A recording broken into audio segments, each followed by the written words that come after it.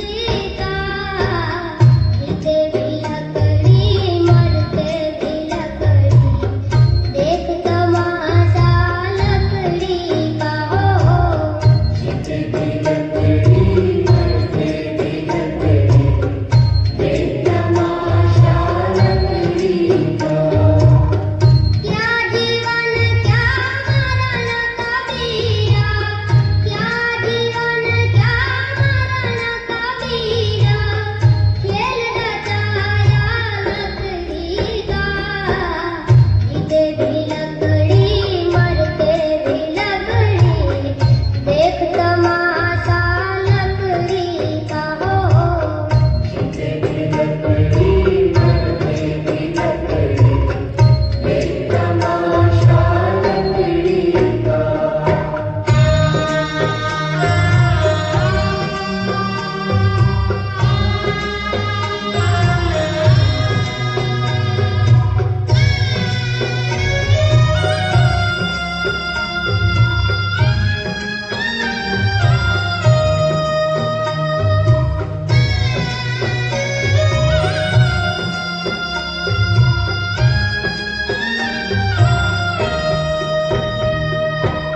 उड़ गया पंछी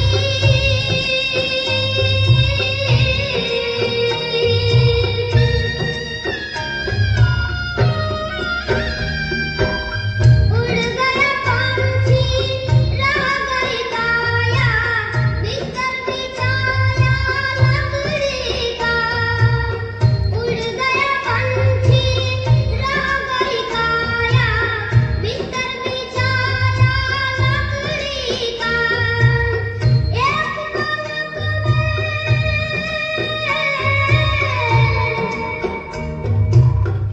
एक पलक खाक बनाया वो, ये था सारा लकड़ी का, जीते भी लकड़ी मरते भी लकड़ी, देख तमाशा लकड़ी का हो।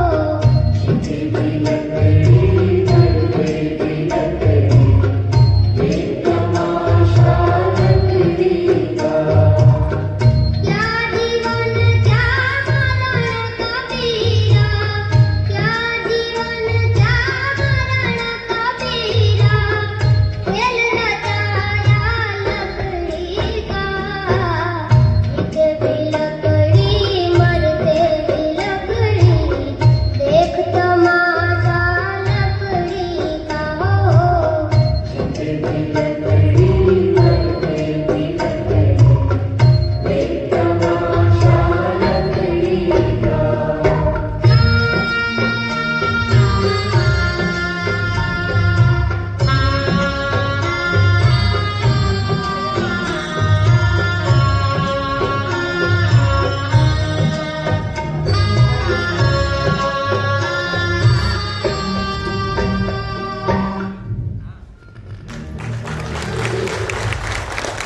मनुष्य की मूलभूत आवश्यकता है जिससे वह घर, फर्नीचर और आदि दैनिक चीजों का निर्माण करता है।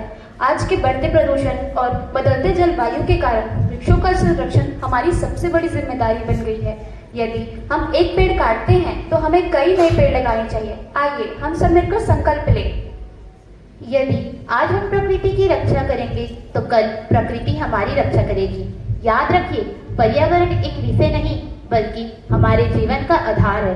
तो आइए आज हम सब यहाँ से केवल दर्शक बन के नहीं बल्कि प्रकृति के प्रति अपनी जिम्मेदारियों का संकल्प लेकर जाए। मेरा सभी सम्मानित दर्शकों से विनम्र अनुरोध है कि अपने स्थान पर खड़े हो जाइए तथा संकल्प हेतु अपना दाएं हाथ आगे बढ़ाइए। हमारे साथ दोहराइए। आज हम सभी यह संकल्प लेते हैं पेड़ों की रक्षा करेंगे। बिना आवश्यक कोई भी पेड़ नहीं काटेंगे तथा अधिक से अधिक वृक्षारोपण करेंगे। हम पर्यावरण को स्वच्छ और हरित बनाने के लिए स्वयं भी जागरूक होंगे तथा दूसरों को भी प्रेरित करेंगे। आज हम सभी यह प्रण लेते हैं कि पेड़ों की रक्षा कर पेड़ों की रक्षा कर हमारे आने वाली पीढ़ियों को सुंदर और स्वस्थ पृथ्वी देंगे। सभी अपने स्थान पर बैठ जाइए। एक वृक्ष माँ के नाम। यदि इस अभियान को प्रत्येक व्यक्ति अपने जीवन में लागू करे तो आज हमारा पृथ्वी स्वर्ग बन जाएगा। प्रत्येक व्यक्ति को हर वर्ष कम से कम एक पेड़ अवश्य लगाने चाहिए। धन्यवाद।